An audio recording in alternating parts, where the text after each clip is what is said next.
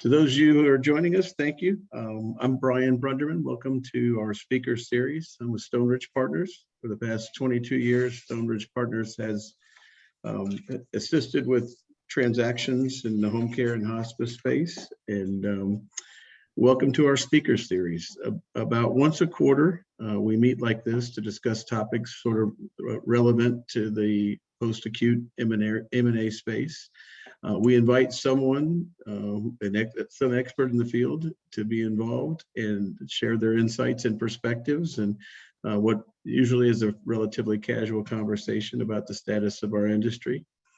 The past few sessions we've have featured relatively sophisticated buyers and others engaged in the space on that part of the process, and most of those sessions have focused on the status of the M&A market, valuation trends, the high volume of transactions we've seen over the past several years, despite the challenges of COVID and labor shortages. And then we usually ask our experts to make some predictions about what will happen next, whether they want to or not. So this time, since the market hasn't shown any real signs of slowing down, we thought that maybe extending the conversation past the initial decision to sell and discussing some of the common pitfalls during the process might be helpful. So basically, you've decided to sell and you're seriously considering that. What's the process look like, and the current environment of increased regulatory scrutiny, and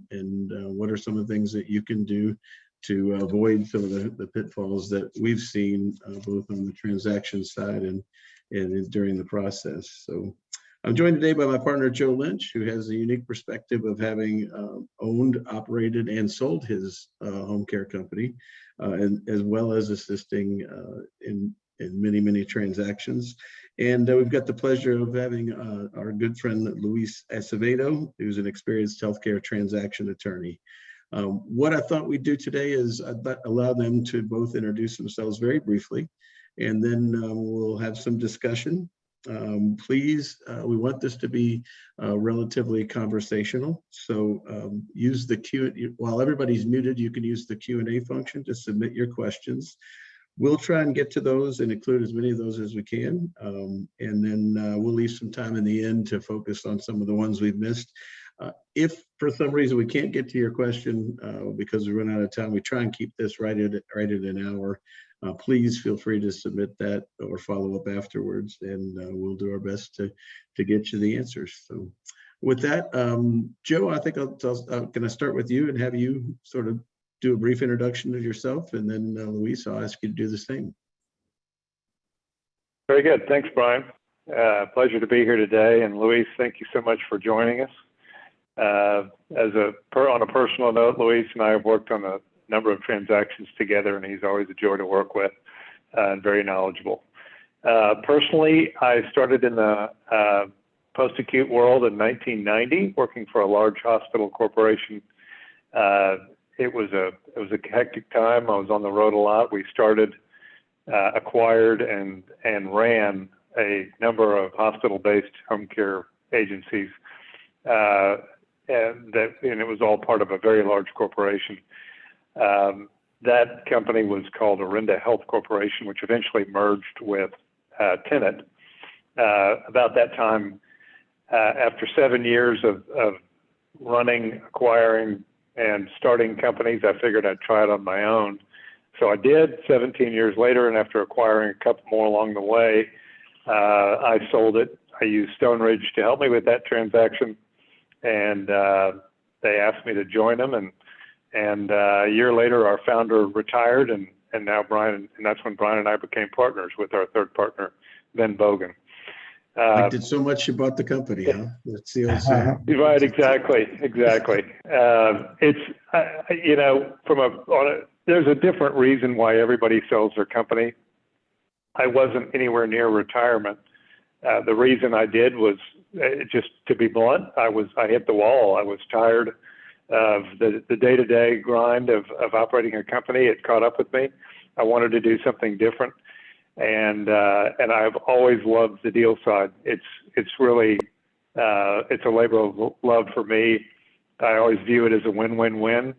buyer gets what they want, seller gets what they want, and we get paid when the deal closes. And I can't think of a better scenario or better outcome. I really enjoy what I do, and it's been a pleasure to be a part of Stoneridge. With that, Brian, may I kick it over to Louise? Absolutely, Luis. So if you could give us a brief introduction. I know that we're familiar with you, but a lot of folks in the session may not have met you yet. Sure. Thank you, first of all, for allowing me to participate in this series. I've enjoyed working with you guys throughout the years. Joe has been great and always accessible and a great resource for all my clients. I started my practice in Puerto Rico in 1993, and I'm admitted to practice in Texas, in Washington, D.C., and in Puerto Rico. And I've handled multiple transactions, not only in the healthcare arena, but in other markets as well. But since about 2010, in which I finished my master's degree in healthcare law, I've mainly focused on the healthcare industry, and I've been doing many transactions after that, mostly in the home health, hospice business, and also nursing homes and some other behavioral clinics and some other type of healthcare providers. But primarily post-acute throughout the spectrum there. That is correct, and mostly on the seller side. Okay. Well, terrific. Appreciate that, Luis. I think that I'd like to just move into the discussion. Joe, I might start with you, since I think that you are probably oftentimes as an intermediary, the first point of contact that people look to when they're contemplating a sale, for better or worse. I mean, Luis might make the argument that he should be the first point of contact if you're gonna go down this road. But Joe, when does preparation for a sale begin? And what do you tell folks who come to you who are contemplating a sale, as far as preparing their business and really themselves to go through the process? You know, it's going to sound like a tired statement, but I'll say it anyway because it's true. You should start to prepare to sell your business the day you acquire it or the day you start it. There are so many aspects to a sale, but most importantly, the buyer is going to want information. They're going to want to know everything you've done from the date of inception. They're going to want your financials since the date of inception or since the day you acquired it. If you acquired it in the last 5-10 years, they may even want to see financials from before when you acquired it. So it really starts very early on. It's critical that you keep all your legal documents, your incorporation documents, all your clinical documents, including your state surveys, your financial documents, certainly your every financial that you ever generate that you deem official. Obviously, people work on have workbooks that they work in to calculate things. I'm not talking about that. I'm talking about your actual P&Ls, balance sheets, any of that monthly information that you should be doing every month. It's critical that you keep all of it. And I'm not talking in paper copy.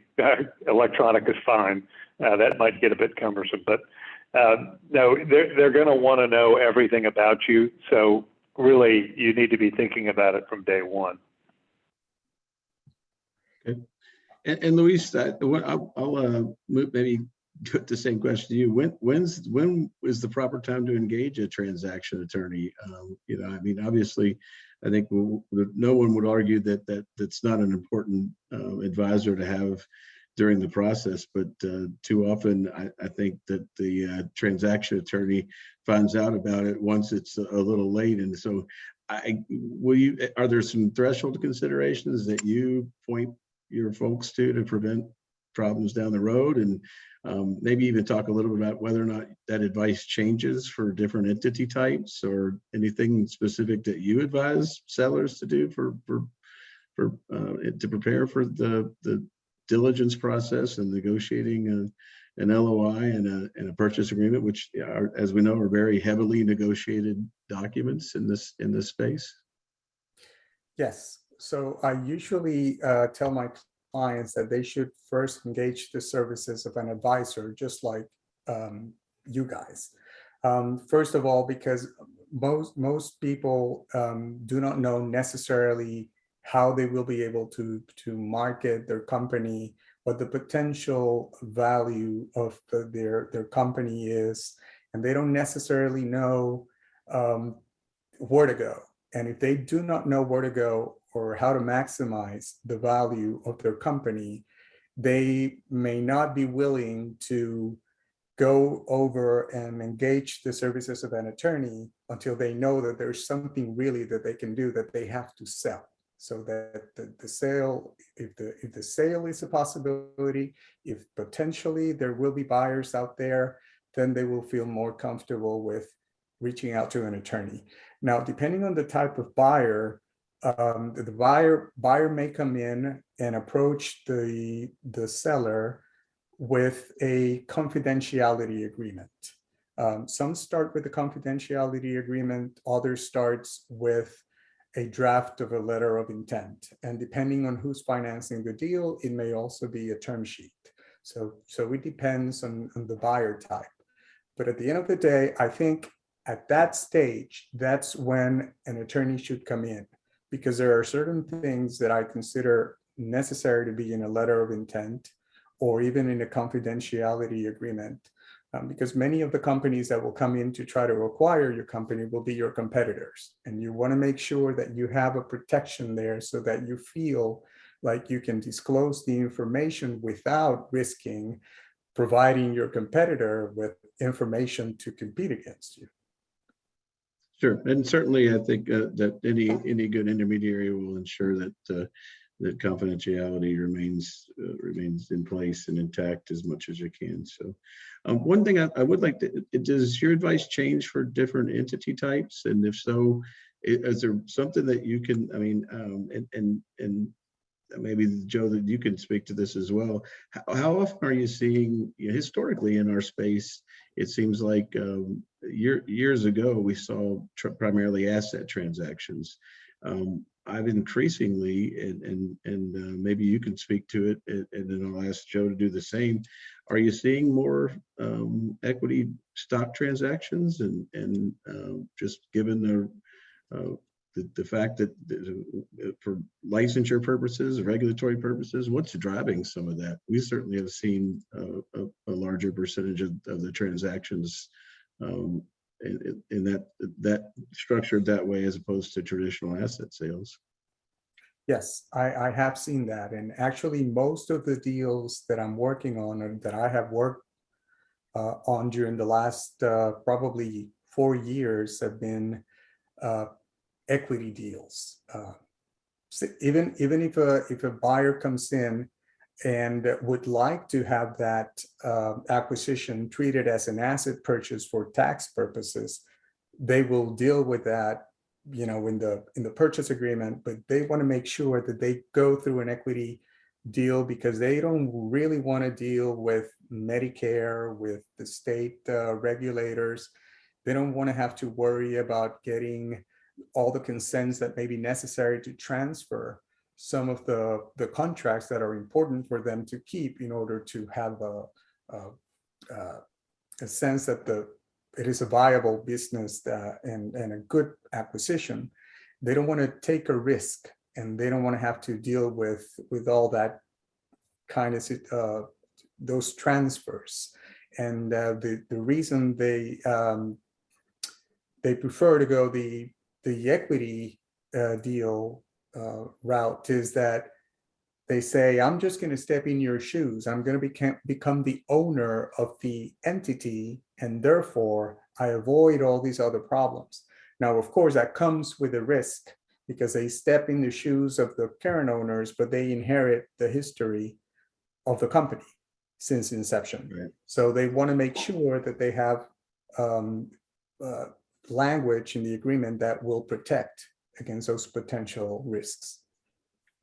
And Joe, I mean, are you, when is that reflective of what you've seen as well? And do you make it a point to go out of your way to prepare them for the fact that diligence is going to be that is going to be a little more challenging because it's a stock transaction as opposed to an asset transaction? And are you seeing that? And if so, I'm seeing, to answer the question directly, I see more stock transactions on Medicare deals than asset transactions. And it was a 50-50 split when I first started 7 years ago. Now I would say it's probably 75-25 stock to asset. To answer the second part of your question, I'm not sure that I could decipher. Diligence is tough no matter how you slice it. So I'm not sure that I could tell you that, oh yeah, I completed a stock deal and then an asset deal, and the asset deal was so much easier.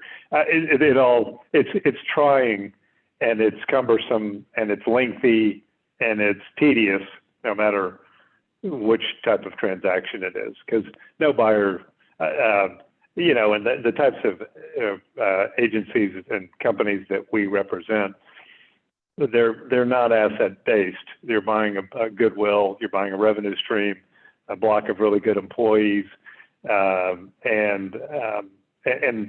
for that reason, it just requires a whole lot of diligence, and I get that. We promised to talk about some of the common pitfalls. Where do you see those in diligence?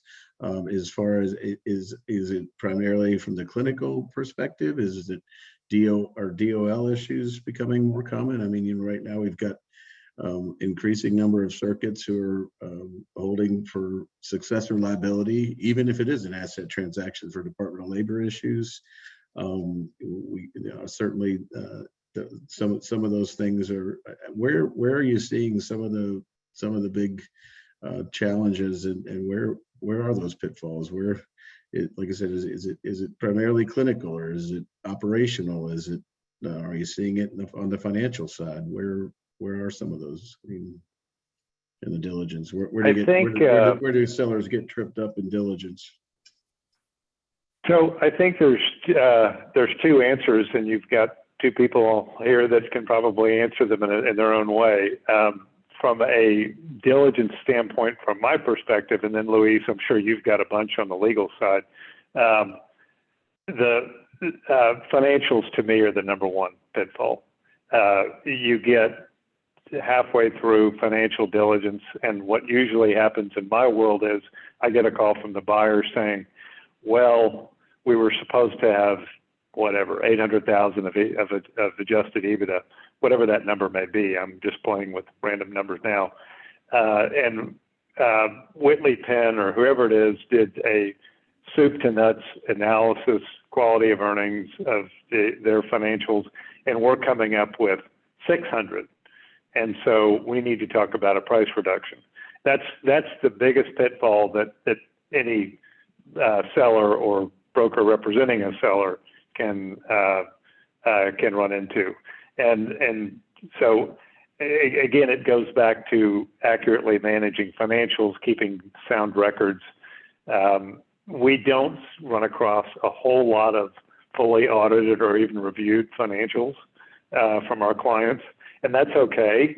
But it is helpful if you've got an accountant that is taking your work within QuickBooks and reviewing it, even in a casual is not a good word, but just doing a scan to make sure that you're handling things appropriately. And I know that many accountants will do that. They can online log into your QuickBooks account and just make sure that you're putting entries in appropriately and not double counting revenue. That's a big issue. Actually, we see a lot of these operating platforms that don't connect well with the financial platform, and I see revenue get booked twice a lot. I'll stop there. Luis, I'm sure you've got some things in your court as well, but financial in my world is really the biggest pitfall that I run across. In my world, I think the most important thing is for the sellers to be able to identify all their contracts and all their assets. Identifying material contracts is really important. The buyers want to know exactly what it is that the company has, who the payer sources are, because of course they want to make sure that that revenue stream continues. But they want to see all other contracts. They want to see all the vendors' contracts. They want to see everything, because almost every deal will be on a cash-free, debt-free basis. And they want to know if they will be inheriting any type of liability. They want to know which contracts will be canceled if there is a change in the company structure. Because not all the contracts, even if you go through an equity purchase, there are many contracts that contain language that indicates that there is a change in control. You will need the consent of the other party to the agreement in order for that agreement to be able to be transferred to the purchaser.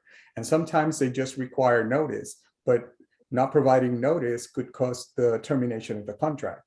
And that's reflective of a question we just got too. So I'd like you to expand on that a little bit. The question specifically, Luis, was if there is an LLC or corporate sale, have you seen it where insurance provider contracts have an actual cancellation clause upon the change of ownership?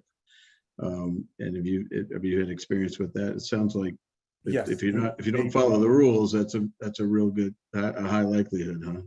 Correct, that's on a contract to contract basis. Every contract will have its definition of what an assignment is, a change of control is, notice requirements, and events of termination of the contract.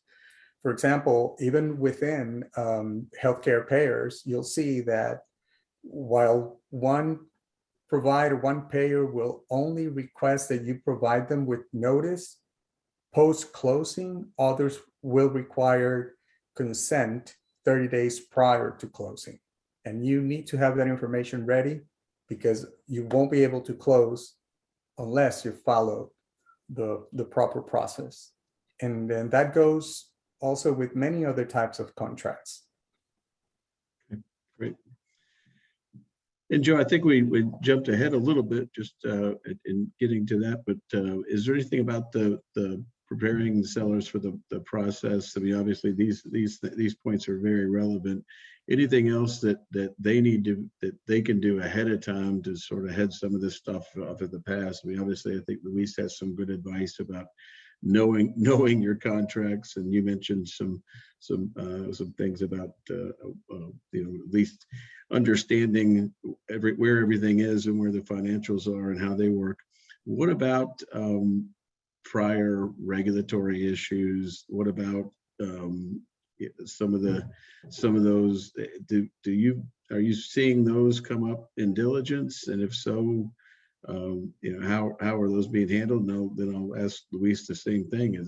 And are those, I guess, the potential regulatory pitfalls that you deal with as far as licensure and transferring licenses, whether it's an equity purchase or an asset deal? Are you guys bumping up against that? And if so, how often is that? And are there things that sellers can do to sort of head that off at the pass?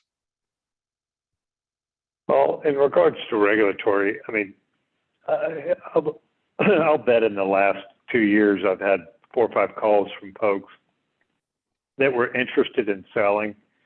They probably were interested in selling, but then they were put under a Medicare audit, and then they really wanted to sell. And it's a difficult conversation. I've honestly told many folks that, look, I know I'm here for you. I want to help you. But the reality is that with what you're going through right now, you need to at least get on the back side of it, because I think we're going to be bumping our head against a wall if we try to sell it at this time.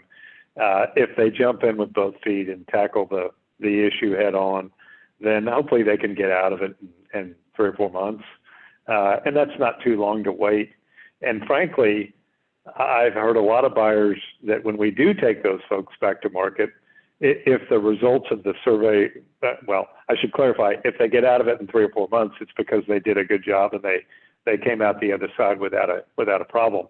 And then the buyers love seeing that, because the perception is, and frankly, I'll say this, but I don't know if it's real or not, but the perception is that they just went through that, so they're probably not next up on the pecking list for another audit, unless something goes horribly wrong. So that's, buyers like that. They're like, okay, they just got vetted by CMS for 4 months, and now they're on the market. We view that as a positive thing.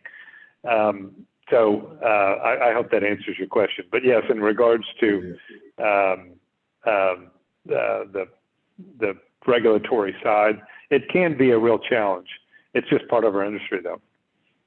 And is that typically, and Luis, this might be something you can help us with. And Joe, I appreciate that. It's like, yeah, coming out on the other side of that, it's almost like getting a clean bill of health, right? It's, but right, Luis, exactly. are you seeing? I mean, when it comes to Medicare versus Medicaid versus hospice versus even private pay in-home care, obviously those are very different licensure schemes, and I'm sure they all have that. Can you talk a little bit? Are you seeing one that's more challenging to get through the regulatory process, that's holding up purchase agreements? And if so, how are you handling those? And are there deferred closings while pending licensure transfer? And are people using management contracts? How are you handling? I know that I've certainly familiar with deals that are hung up because for regulatory approvals, and sometimes for very long periods of time, or particularly now that we're in an environment where most of the regulatory agencies are very short-staffed, right? I mean, it's hard to get attention. What are you seeing? How are you seeing people, buyers and sellers, deal with that as far as in scheduling closing and getting through that process? The problems that I see now are mainly with Medicaid. I don't see that many problems with Medicare, especially if you're going through a change of information, which is typically what you would go through if you're doing an equity sale, as opposed to an asset sale, in which case, for Medicare purposes, you would go through a change of ownership. Now, the processes are different, and the reporting requirements are different. But what I've seen creating a lot of problems is Medicaid, especially, of course, here in Texas, because they're making a lot of changes to their systems. And the sellers are having a real hard time with their revalidations, with getting all their documentation in. And in some instances, providers that have contracts for community-based alternatives or primary home care contracts with the state, there's a discrepancy in terms of what is considered a change of ownership for state purposes when you're dealing with those types of contracts. And you have to provide prior notice that a change will occur, and the state asks you for information as that only a buyer that has already gone through a closing would need to provide. And that creates a lot of conflicts. So you have to provide a lot of information, meet or try to meet with the regulators beforehand to design a strategy together with the seller to take care of those problems. It does that at that point, I guess you lose any expectation of continued confidentiality, I'm assuming, right? So that does seem like it'd be a little bit of an uncomfortable position. So and yeah, I would say your point about Medicaid, one state's Medicaid program, one state's Medicaid program, right? They're even within states, much like Texas, there are multiple programs, and they all have their own regulatory scheme. So great. Well, thanks. I appreciate that. I think that was I think that's very helpful, and certainly have seen that on our side as well. Maybe could you talk about the components of the purchase agreement and maybe some common problems and pitfalls that that come up, because I think that at least in what we've seen is a lot of times sellers aren't prepared for how much is in the typical purchase agreement for one of these businesses. And maybe maybe there's a, is it something that folks like Joe could do? Do we need to be thinking about how to better prepare them for dealing with things like indemnifications and reps and warranties and some of those things? And where do you see that getting tripped up? And then Joe, I'll ask you the same thing: is what gives your sellers some heartburn as they start to see that stuff and really realize what they're negotiating, what they're signing there. So Luis, do you want to go first there? Sure. Yes, like you say, sellers get really surprised when they receive a draft of the purchase agreement. They do not expect to see 80 pages. Yeah, right. Yeah, they think they'll see purchase price, payment terms, and if there's going to be an escrow and when do I get paid. So their mind frame is, what is the value of my business? What am I getting back, and when am I going to get it? And what are the potential tax consequences of that? What they do not expect is for the buyer to ask all sorts of information regarding all the contracts, all their assets, their intangible assets identified, all their information regarding their employees, including the history of all the benefits that they provide employees, their insurance policies. So any type of action, regulatory action that they have been involved in, and that includes everything from threatened audits, surveys, litigation, any enforcement action against your license, also with litigation, all sorts of litigation, threatened or active litigation. So when they receive that and they realize that they have to prepare disclosure schedules, that it takes so much of their time, and most of the buyers, of course, they want to keep things confidential. So it's hard for them to deal with that because they still have to manage a business. So the question becomes, who do I bring in to assist me with this when I don't want anybody to know that I'm selling, because I don't want my employees to start jumping ship. So it becomes a real problem. And what do you think, Joe, when your sellers understand what they're taking on, what they're representing and warranting in the purchase agreements, and what the identification really means, what kind of reaction do you get? And I mean, is that something that makes them more nervous, or is it some of these other things that the networking capital and the settle up procedure and the transition post closing? Where do you see the biggest issues in the process there and negotiating the purchase agreement? And I'm guessing that the sellers probably talk to you a little different way than they talk to their attorney. So it's now well, one of you might get yelled at more than the other, but I'm assuming it. Right.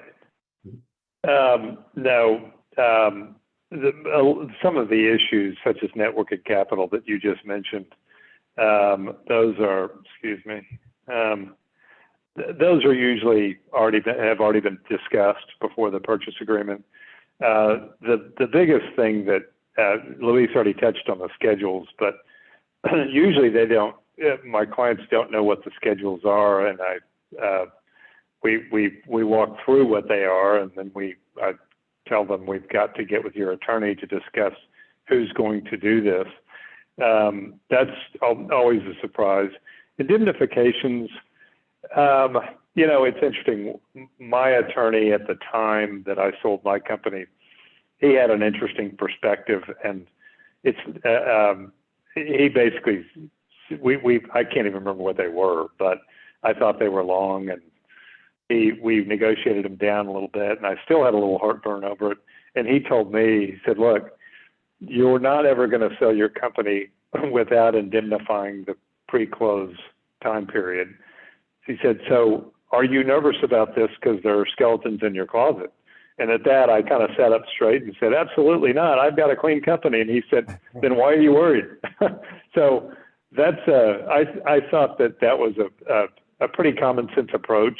I mean, look, if most operators that work day in, day out in their business, they know exactly what's going on.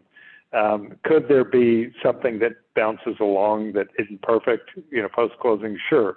But that's not what the buyer is wants you to indemnify them from. They're looking for major issues, bodies in the closet, that sort of thing. They're wanting to really make sure that they're not buying something that is going to implode 6 months after closing.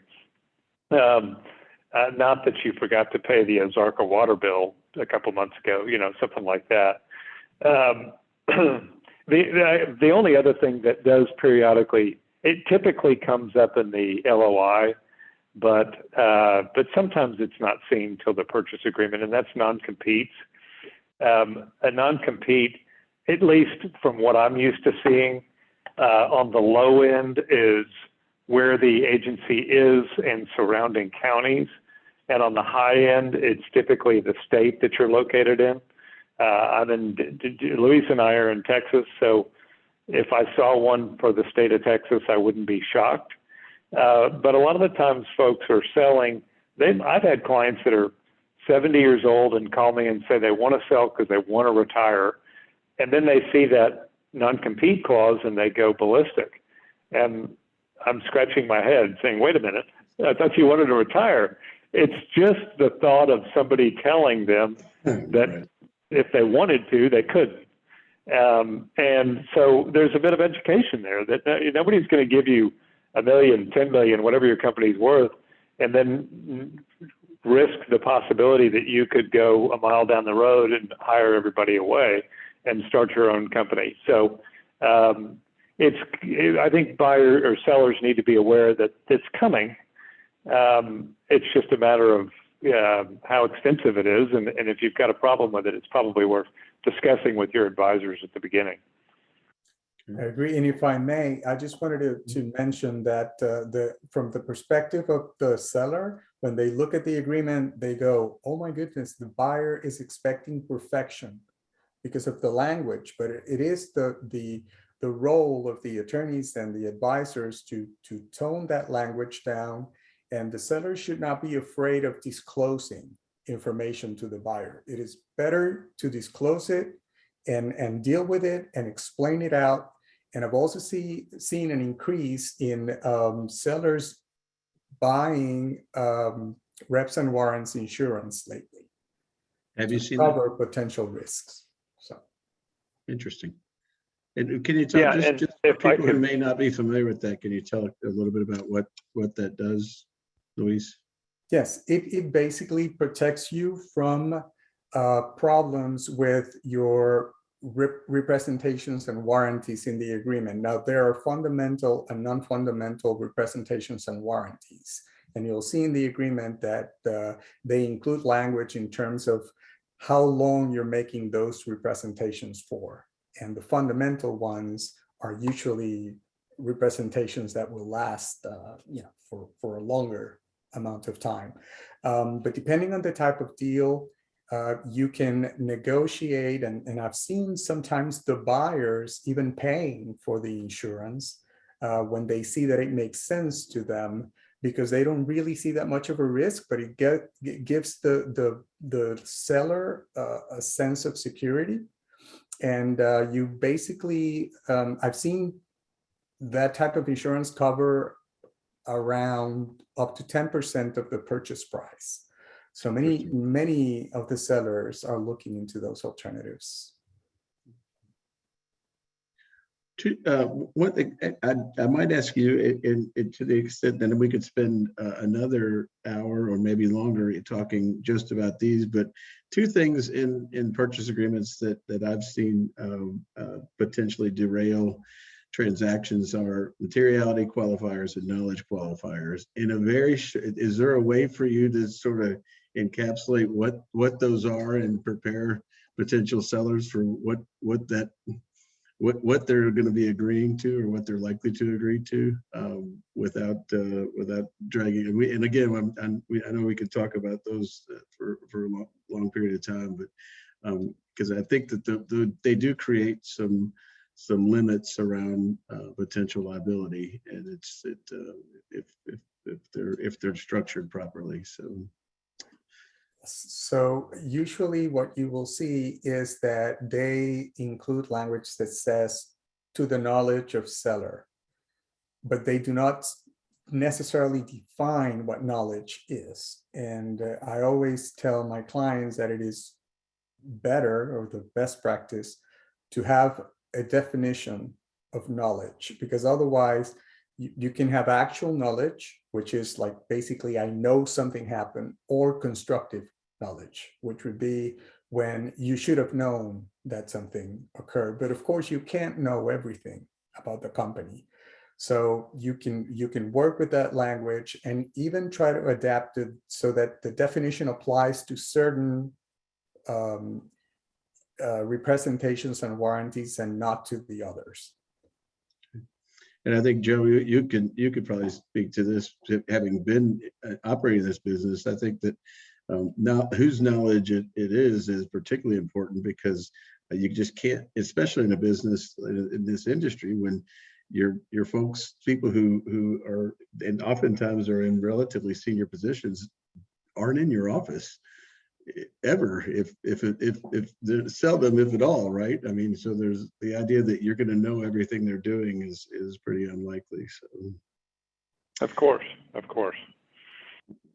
What about in these, and then we've got a few more minutes here, and then we'll open up for some questions. But what about have you seen and what are some of the potential pitfalls, I guess, of earnouts? And we have seen, at least I think part of it has to do with, and maybe Luis, you're seeing this as well. I know that Joe and I have seen it, or at least have seen it entertained.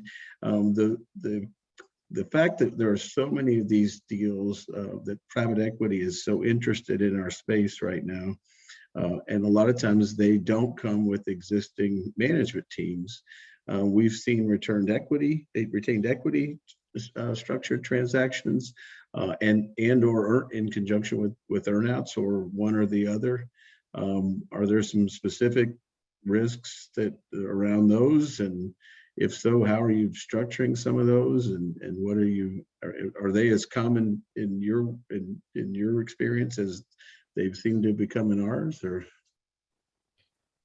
in the lower market or lower middle market, I would say that depending on the size of the deal, you would get the earnout provisions.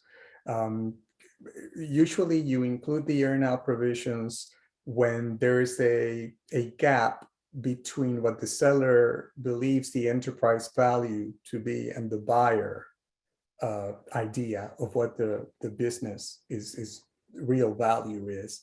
So to breach that gap, they say, well, let's either do seller financing, or let's write into the contract some earnout provisions. The problem is that if the seller is looking into going away and not working anymore for the company, the question is, well, I know that if I was running this business, we would probably reach the goals that would be needed for me to get that additional money, the earnout, but I won't be there. What's going to happen? My management team may not be there either. So you have ways of dealing with that. Maybe you can add provisions requiring the seller to commit to keeping certain key employee employed for a certain amount of time. Okay. Another thing is that you can decide more or less how the earnout is going to be calculated. Is it going to be based on revenue? Is it going to be based on EBITDA? It depends, because of course you would want it to be based on revenue, not necessarily EBITDA, because if you allow people to do their accounting magic, you won't see any money. The buyer will have its own way of dealing with its accounting, and it may be very different from the way the seller would handle it. So you can add those provisions to try to get some more protection. And Joe, I know you've had some experience with some positive experience with retained equity. Can you talk a little bit about some of the folks you've dealt with who've retained some equity and then parlayed that into a successful transaction, second part of the transaction down the road? Sure. Quickly, to jump backwards a step on earnouts, I have a pretty practical approach. Some of my clients, not all of them, but a good many of them, have an idea of what their number is, to their walkaway number, and we always try to maximize the value when we take them to market. But oftentimes we've gone to market and we get an offer with an earnout, and the money at closing is right at their walkaway number. And at that point, I will tell my clients, look, you don't have to do anything, but just know that if you never got another penny, that you got your walkaway number. So that's the only time that I say maybe this is a situation where we should look at an earnout. Yes, I had a client that I sold their company for them 2 years ago, 2.5 years ago. They worked with a private equity group. The private equity group came in and said, we would like you to leave equity in the company. And once introductions were made and there were lots of discussions face-to-face were had, everybody decided that they liked and trusted each other. And so the two owners kicked in 20% of the purchase price into the ongoing concern. And then they stayed on to help the private equity firm take on the undertaking of making it more valuable, which was growing organically, and they went on a buying spree. I got word a few months ago that they sold, and my clients more than doubled their takeaway from round two that they did from round one. So it was a very positive outcome for them, and it really we deal with a lot of these folks. We know who there are. Frankly, there are a lot of good ones out there, very sharp, smart people, and I've seen success there in other cases as well. Everybody that does what Brian and I do, and you as well, Luis, we all can look back over our career and point to, remember that one? We've all got that. So, but honestly, I can remember a lot of others where people have very good success, and it's just a matter of trusting that the folks that are coming to the table have the money, and the time, and the expertise to take it to the next level. And if that's the case, it's really something that a lot of sellers might look into. What about one of the things that I've constantly been surprised about is when sellers find out that they're responsible for accrued PTO in some way, shape, or form. Either of you guys can answer this. Have you typically, for the inconvenience of the employees, it oftentimes makes sense for the buyer to assume that, and so that these people don't lose their vacation, taking away, even when they get a check for it, taking away their opportunity to go on their family Christmas vacation oftentimes doesn't make you real popular. if it's a buyer who's in the business and has a different accrual policy going forward, and are you seeing that folks adopt ways to mitigate that by maybe either recognizing their original hire date for purposes of seniority, or what are you seeing? And Luis, is that baked into the purchase agreement, or Joe, is it something that you're having a conversation with prior to getting to that point as we go through diligence? Or when does that happen? And I'll open the floor to either one of you guys who want to talk about it, because I do think it is oftentimes an issue, because people in this industry, we're people business, and people care about the folks that work for them. So, well, if I may, go ahead, Louis. Absolutely. Yes, absolutely. We've had the situation happen many times. I mean, it is part of what you negotiate during the time that you're negotiating the purchase agreement.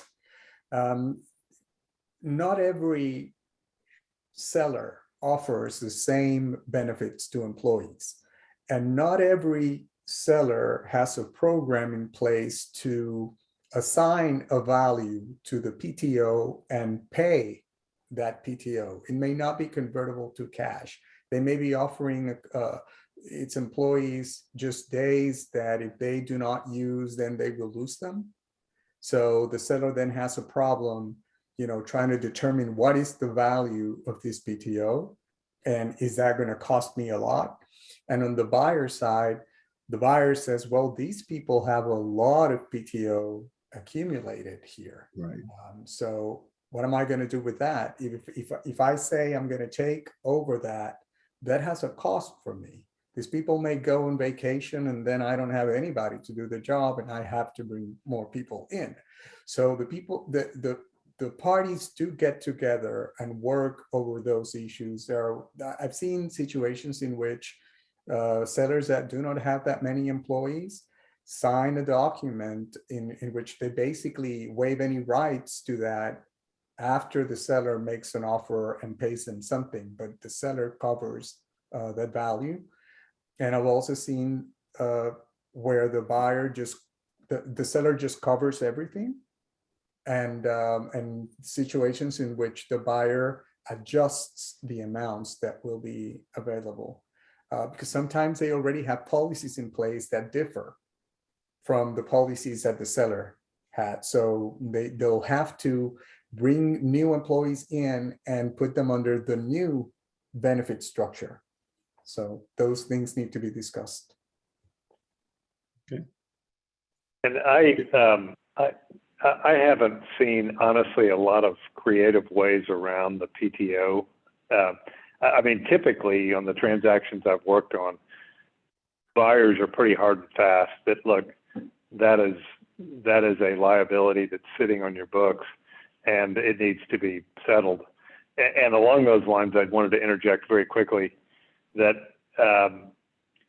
if you know you're going to go through this process, as Luis mentioned earlier, these are cash-free, debt-free deals. The key there being debt-free. PTO is a debt that the seller owes or owns at the time that they're taking it to market. I have seen folks that knew they were going to market and went out and bought a bunch of new stuff. In one case, cars, like a whole fleet of cars, because they thought that would be a nice thing to do for their employees before they sold it.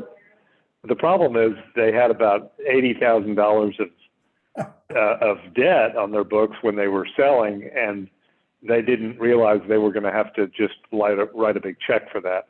So it's better to be lean and mean going into this process. There's nothing to say you can't do nice things for your employees. That's a great gesture, but just keep in mind that it's coming out of your pocketbook when it's time to sell.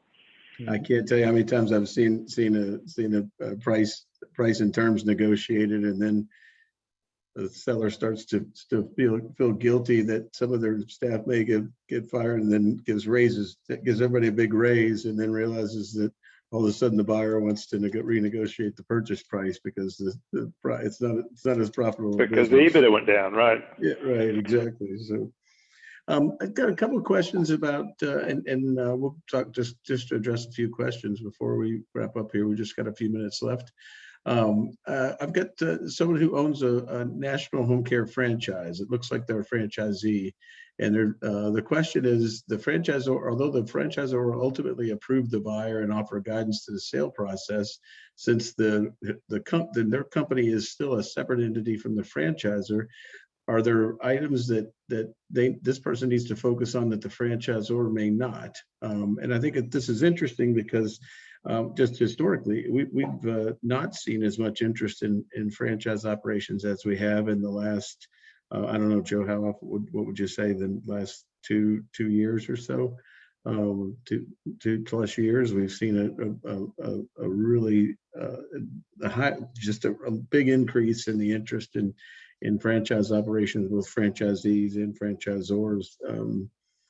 Joe, anything outside of just what you would tell a regular seller that's specific to I can't think of anything.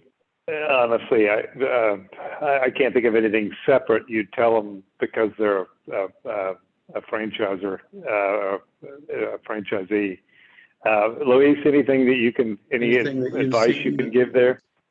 Other than look at the agreement with the franchisor, just so that you know what your responsibilities are, the rest would be the same. So I don't see anything else that they would need to be concerned about. Okay. Have you seen an increase in, we certainly have. We've seen folks interested in franchise operations that in a way we haven't seen previously.